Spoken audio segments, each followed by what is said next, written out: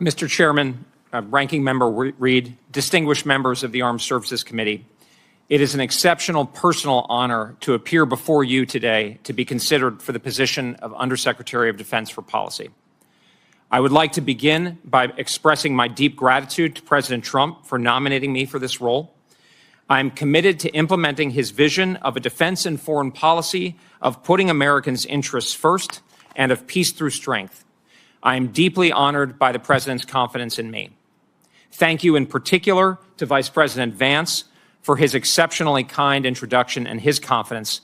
I am profoundly honored by his support and presence here today. And thank you very much to Senator Jim Banks for his incredibly generous introduction. I'm deeply honored as well. I would also like to express my great gratitude to Secretary of Defense Hegseth for his support and confidence.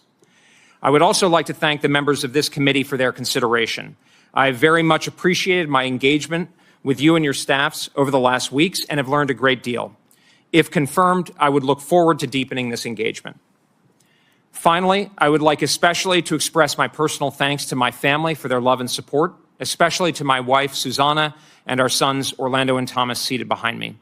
I would also like to thank my parents, Jonathan and Susan, as well as other family members and friends present here today, as well as the family and friends who are not here but have supported me in this process and throughout my life and career. Members of this committee, with your permission, I will keep my opening remarks brief.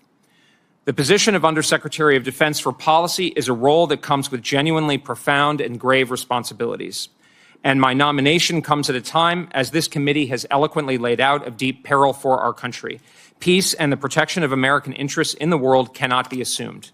There is a real risk of major war, and we cannot afford to lose one. I recognize these realities in my bones.